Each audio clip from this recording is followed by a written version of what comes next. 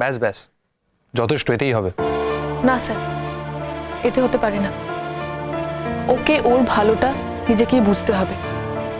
এখন ও বলছে তোমরা যা ভালো বোঝো তা করো, ও পরে বলবে যে তোমরা যা ভালো বুঝেছিলে তাই করেছিলে, তাতে আমার সাই ছিল না। এটা তো হতে পারে না। এক্স্যাক্টলি, মানে আমিও তো সে কথাই বলছি। আর কি করে মুখ ফুটে আমি বলবো ঈশান? তুমি কি আমার মনের কথাটা বুঝতে পারো না? তোর একটা বাইরের জগৎ ছিল, গান বাজনা এসবের মধ্যে দিয়ে তুমি নিজেকে ভুলিয়ে রাখতে পেরেছিলে। আর আমার তো ভোলার মতো কিচ্ছু ছিল না ঈশান। একবার ভেবে দেখেছো ওই অবস্থার মধ্যে আমাকে দিনের পর দিন, মাসের পর মাস, এমনকি বছরও কাটাতে হয়েছে। আমার যন্ত্রণাটা তুমি বুঝতে পারো? তাই প্লিজ প্লিজ তোমরা আমার সাথে এত নির্মমভাবে কথা বলো না। আমি আমার প্রথম জীবনে যাকে নিয়ে স্বপ্ন দেখেছিলাম, সেই স্বপ্ন আজও আমার মনে অটুট হয়ে আছে। প্রথম জীবনে আমার সেই স্বপ্ন হয়তো সফল হয়নি, কিন্তু আমি মনে মনে সেই স্বপ্নকে নিয়ে বেঁচে থাকতাম ঈশান। বেঁচে থাকতাম মানে? তিতির, ওয়াই পাস্ট টেন্স? বেঁচে থাকতাম বলে কিছু হয় না তিতির। আর যদি তাই হয় তাহলে সেটা নিয়ে বেঁচে থাকতে পারো না কেন তুমি? এখন আমি কোথায় থাকবো? এটা তোর কাছে সব থেকে বড় সমস্যা হয়ে দাঁড়ালো দিদি? আমি একটা কথা জিজ্ঞাসা করি, মোর কটা দিন তুমি যেখানে আছো সেখানে কি ওনাকে রাখা যায়?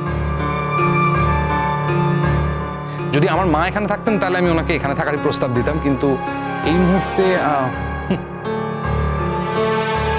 স্যার, সেখানে মানে আমি যেখানে থাকি সেখানে দিদিকে আমি নিয়ে যেতে চাই না। কারণ আমি সেখানে নিজেই থাকতে চাই না। ওরা আমাকে জোর করে রেখেছে। এবার দিদিকে ওখানে নিয়ে গেলে একটা অস্বস্তির ব্যাপার হবে। কিন্তু দিদির তো একটা ব্যবস্থা করতেই হবে। আমার গেস্ট হাউসে থাকবে তুমি?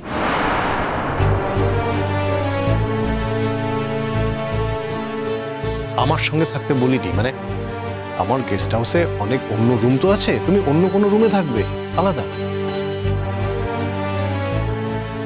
এই তো ব্রিলিয়েন্ট আইডিয়া, খুব ভালো আইডিয়া। আমার এতে পূর্ণ সমর্থন আছে। যেটা করব সেটা হচ্ছে থানায় আমি ছেলেটিকে ডাকবো, আপনি আসবেন, আপনি বলবেন যে আপনার ডিভোর্স চাই, মিউচুয়াল ডিভোর্স চাই, নাহলে আপনি কেসটা তুলবেন না। ছেলেটি যদি ডিভোর্স দিতে রাজি থাকে তবেই আপনি কেস উইথড্র করবেন, নচেত নয়। কেমন? তাহলে আমার জীবনের এই চরমতম অপমানের পর্বটা ঠিক কবে শেষ হবে স্যার? খুব শিগগিরই আশা করছি। আমি চেষ্টা করব যাতে যত তাড়াতাড়ি সম্ভব আপনার জীবনের এই পর্বটা শেষ হয়ে যায়। থানায় আসুন না, দেখা যাক কি হয়। ওকে, তাহলে আমি ওকে ইমিডিয়েটলি নিয়ে থানায় আসছি। না না না না, তুমি এখন যেও না ঈশা, আগে সবকিছু মিটে যাক তারপর। আমি তোমাকে আর একা ছাড়বো না তিতির। প্রয়োজন হলে আমি বাইরে অপেক্ষা করব, কিন্তু থানায় আমি তোমাকে নিয়ে যাব। আমি সাথে যাব তোমার। আপনি স্বচ্ছন্দে আসবেন, 100 বার আসবেন। আপনি আমার রুমে বসবেন, আমি ওদের আলাদা রুমে বসাবো, আলাদা রুমে কথা বলবো, কোনো অসুবিধা নেই। ডান, ফাইনাল। আমি আসার খুব চেষ্টা করব। আমি না আসতে পারলে কি হলো, ঈশানদা তো আছে, এসপি স্যার তো রয়েছেন। তাছাড়া এসপি স্যারের ওপর আমার অগাধ ভরসা। আমার উপর এত অগাধ ভরসা কিন্তু তুমি করো না, কারণ আমার উপর যদি তুমি এতটা ভরসা করো তাহলে আবার অন্য একটা দিক ভরসাহীন হয়ে পড়তে পারে, সেটা নিয়ে আবার তখন সমস্যা হবে। তার মানে স্যার? মানেটা খুঁজো, খুঁজলেই দেখতে পাবে। হ্যাঁ, বুঝতে পেরেছো?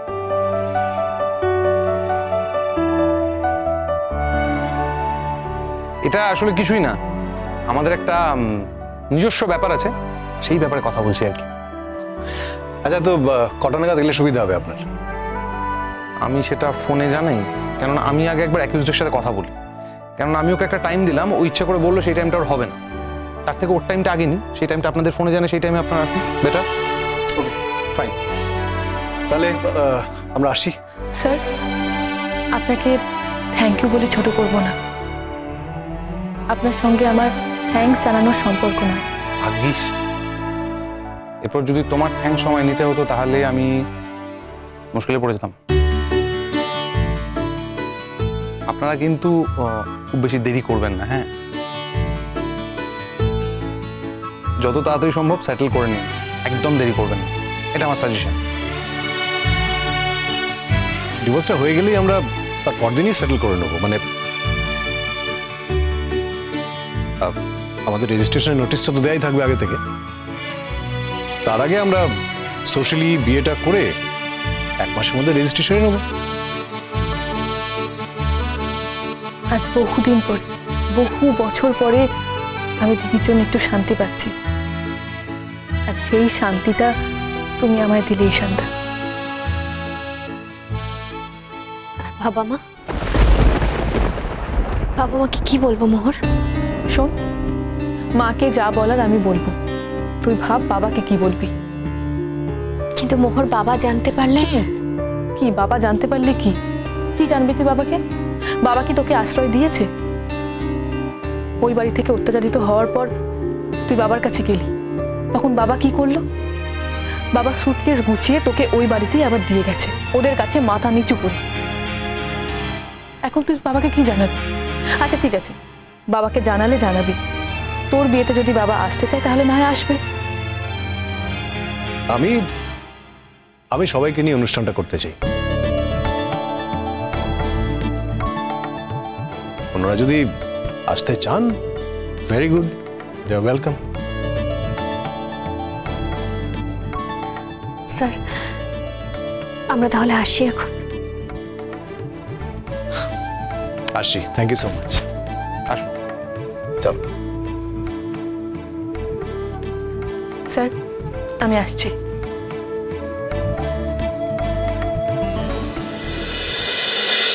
কিরে অবকাশ যাপন, তোকে না বলেছিলাম আমাদের সবার জন্য খাবার আনতে, আমাদের সবাইকে ট্রিট দিতে? তো কি হলো সেটার? হ্যাঁ, দেখো, আমি না খুব গরিব ঘরের ছেলে, অনেক কষ্টে এই কলেজে চান্স পেয়েছি। আর তোমরা যে খাবারগুলো আনতে বলেছিলে না, ওটা আনতে গেলে আমার সারা মাসের খরচ শেষ হয়ে যেত। তখন আমি কি করতাম বলো? আরে ধ্যার, এনেছিস না আনিসনি সেটা বল না। মিষ্টি এনেছি তোমাদের সকলের জন্য। আসলে আমার কাছে না আর খরচ করার মতো টাকা নেই। তার মানে তুই প্রথম দিনই আমাদের কথা রাখলি না, তাই তো? রাখলি না আমাদের কথা। কিন্তু তুই না, দেখো, একদিন নিশ্চয়ই আমার কাছে অনেক টাকা হবে, সেদিন আমি তোমাদের সবাইকে খাওয়াবো। এই, তুই আমাদেরকে বোকা বানাতে এসেছিস? না দিদি, বিশ্বাস করো, দেখো, আমি তো তোমার ছোট ভাইয়ের মতো। Shut up! এই অনেক হচ্ছে, হ্যাঁ চল চল পরীক্ষাটা দিবি, চল। দেখ, খাওয়ার আনিস ঠিক আছে, কিন্তু একটা কথা মাথায় রাখবি, পরীক্ষায় পাশ করতে না পারলি না, তোর দিন কিন্তু ঘুরবে না, তোর কপালে কিন্তু অনেক দুঃখ আছে। কিসের পরীক্ষা? আরে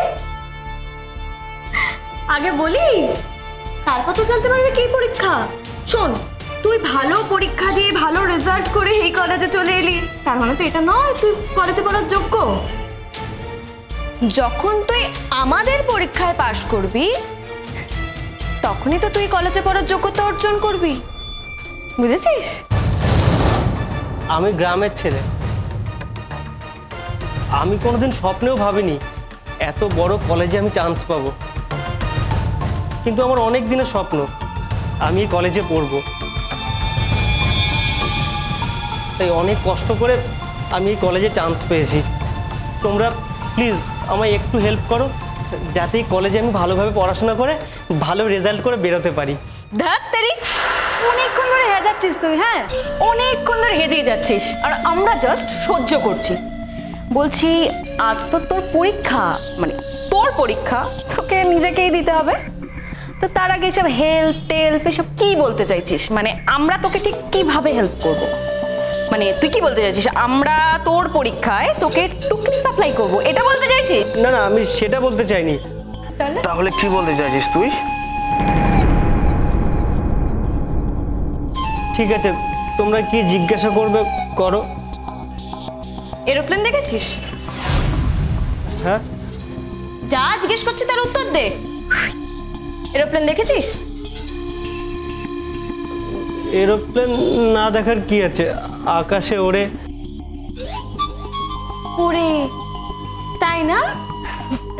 তা তুই উঠতে পারিস? হ্যাঁ, চলেছিস এরোপ্লেনে? না, আমাদের এরোপ্লেন চড়ার মতো সামর্থ্য নেই। পুরানো একে ডাকে মোহ